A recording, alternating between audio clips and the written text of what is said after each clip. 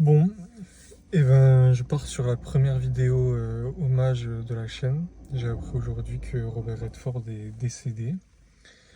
Donc, immense, immense acteur, en tout cas légendaire. Je pense que beaucoup de gens le connaissent sans même avoir vu le moindre de ses films.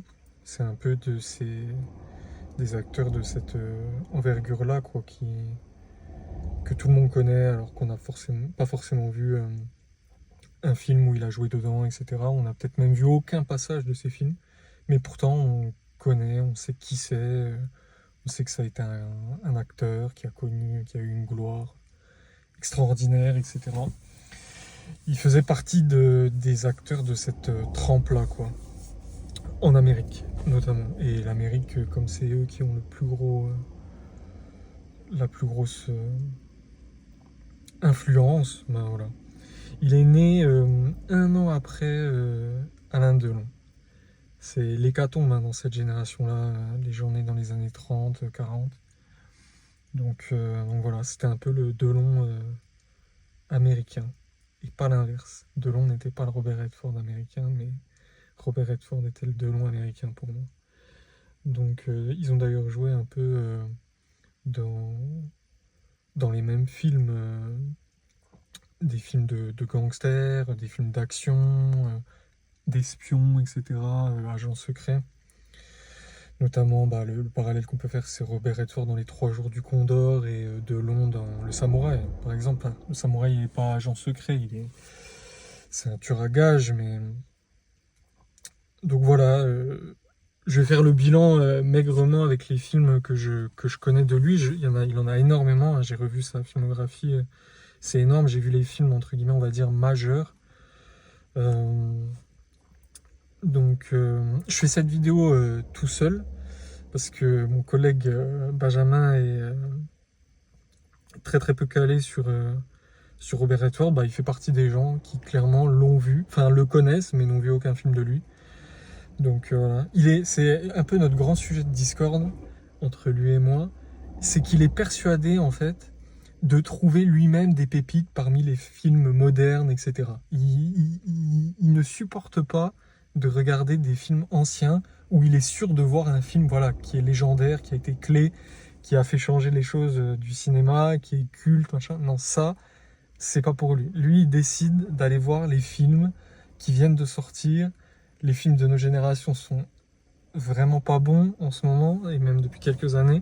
Et lui, il se décide, non, moi je vais aller voir ces films-là. Et vraiment, il est persuadé de voir des bons trucs. Alors, dès quelques fois, mais enfin, Menteuse! C'est une menteuse! Elle ment en allemand! il rate tout un pan passé du cinéma, parce que là, on va dégainer des films qui sont, donc bien sûr, hein, comme d'habitude, petit, petite anti-sèche, mais c'est des films qui remontent à loin, qui sont de l'époque, une époque disparue de Hollywood. Donc on va commencer peut-être par... on avait tourné récemment une vidéo avec Benjamin qui sortira bientôt. On refait la sortie d'Avenger, on refait les phases du MCU. On avait fait phase 1 et du coup on n'avait pas encore abordé le Captain America 2. On avait fait le 1 mais pas le 2. Donc le Winter Soldier pour moi c'est mon film préféré du MCU. C'est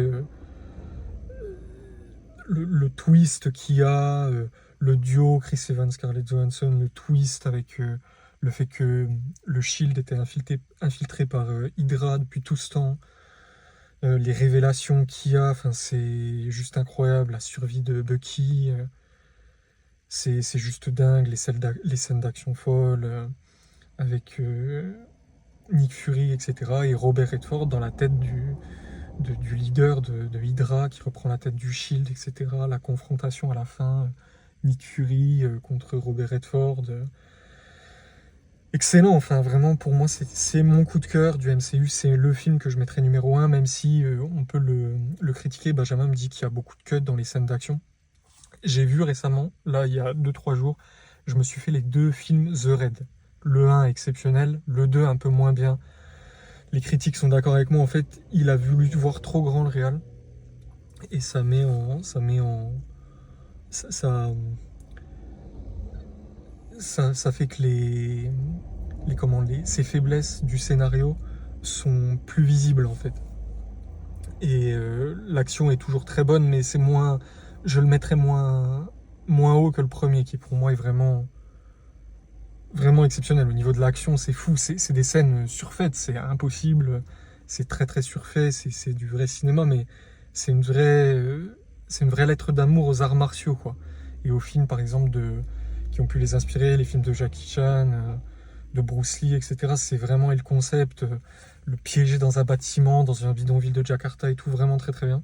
Et dans ce film-là, les scènes d'action sont énormément coupées. Donc la critique de Benjamin sur le soldat de l'hiver n'est peut-être pas viable. Moi, je sais que j'adore la course-poursuite avec Nick Fury, les premiers combats. Coucou. Alors, Winter Soldier, en fait, le soldat de l'hiver, je trouve ouais, effectivement c'est surcut et c'est surtout que même si on voit qu'il y a des bonnes chorégraphies, mais il les filme super mal. Il les filme souvent de très près, etc. Comme il y avait une scène entre Captain et Bucky. Et je trouve qu'on voit mal, c'est surcoté, c'est zoomé sur les mouvements, du coup on comprend pas trop ce qui se passe. Et c'est dommage parce qu'il avait l'air d'avoir une bonne chorégraphie. Alors que The Raid, pour le coup, la caméra souvent elle suit, il y a des cuts, c'est normal, mais on comprend tout ce qui se passe, la caméra est quand même assez... On voit bien les gens se battre ensemble et tout. Et voilà, je trouve que c'est bien mieux filmé. Et de toute façon les frères Rousseau ne savent pas filmer l'action. Voilà, à part dans Infinity War, ils se sont améliorés, mais est-ce que c'est vraiment eux?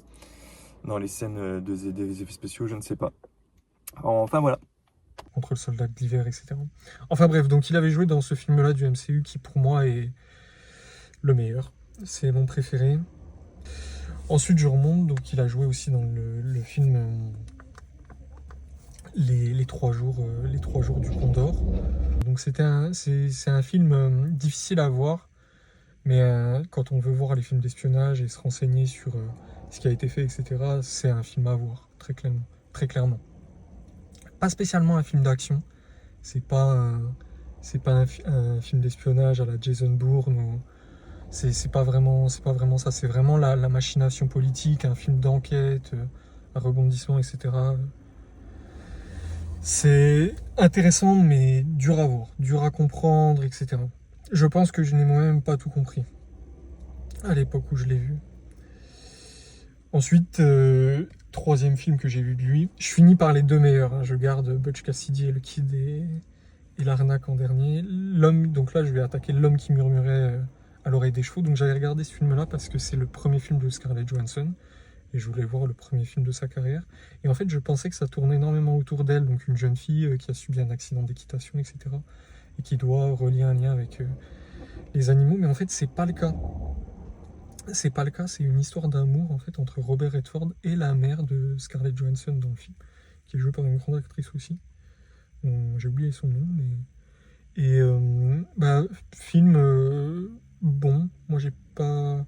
C'est un film à voir, mais, mais c'est pas si exceptionnel que ça, je trouve. Scarlett Johansson, on la voit pas beaucoup, et c'est un film qui a un peu critiqué. Ils disent que Robert Redford s'est fait un kiff sur lui-même, etc. C'est vrai que dans le film, c'est le boss, quoi. Mais du coup, film à voir. En vrai, film à voir. C'est un film mythique. Les débuts de Scarlett Johansson.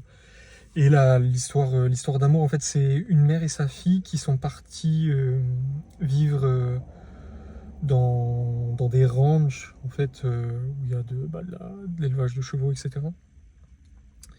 Et du coup, la fille, voilà, a un accident avec un cheval et elle doit retrouver confiance, et la mère est très impactée par ça. Elles sont toutes les deux, donc elle va chercher de l'aide. Je sais plus, mais en tout cas, histoire d'amour imprévue et qui au final est impossible. C'était assez sympathique, mais moi j'ai été déçu parce que je ne m'attendais pas à ça. Je m'attendais à ce que ce soit l'enfant, donc Scarlett Johansson, qui soit au centre du film, et c'est pas le cas. C'est les adultes qui le sont. Donc ça a été un peu ma déception. Je m'attendais pas à ça. Donc voilà. Et maintenant j'attaque les deux meilleurs, l'arnaque exceptionnelle, donc le duo Robert Redford, Paul Newman. extraordinaire. Film mythique, des scènes incroyables, la scène de poker dans le train folle, extrêmement humoristique, incroyable, les coups d'avance qu'avait Paul Newman dans le film alors qu'on le croit largué, enfin excellent, vraiment excellent en tout point, les retournements, toute l'intelligence du film, c'est vraiment... D'ailleurs, film qui a inspiré les films Ocean, que Benjamin n'a pas vu, une fois de plus. Il se refuse à les voir. Film que tout le monde connaît, mythique, mais non. Non, il a décidé de revoir pour la 74e fois toute la série Rocky.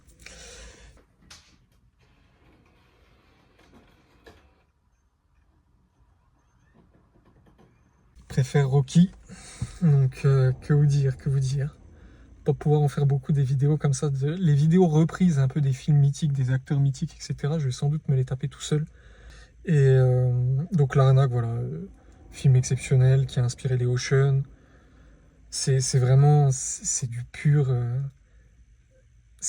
plaisir quoi à voir. C'est extrêmement, un film extrêmement malin. C'est vraiment un très bon film. Moi j'ai vraiment adoré tout quand on aime les films de gangsters, de vol, d'arnaque. C'est vraiment un film à voir. Vraiment très bon. Et le duo Paul Newman, Robert Redford, c'est juste incroyable. Et le dernier, donc Butch Cassidy et le Kid, sans doute mon film préféré de western, honnêtement. Je le mettrais au-dessus du Bon, la Brute et le Truand, qui est pourtant un film, sans doute le film le plus mythique au niveau des westerns, hein. Je pense qu'on peut le dire, hein. Moi je le mettrais au-dessus, vraiment extraordinaire. L'alchimie entre les deux, ouais, c'est un film qui se déroule tout seul, quoi. Aucune difficulté à le regarder. Et le message, sympathique aussi. Un message très intéressant.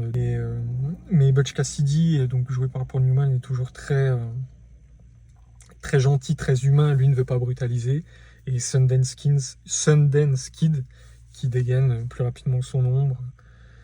Et à eux deux, ils arrivent à gérer les affaires, mais au bout d'un moment, ils finissent acculés et recherchés par les shérifs du coin.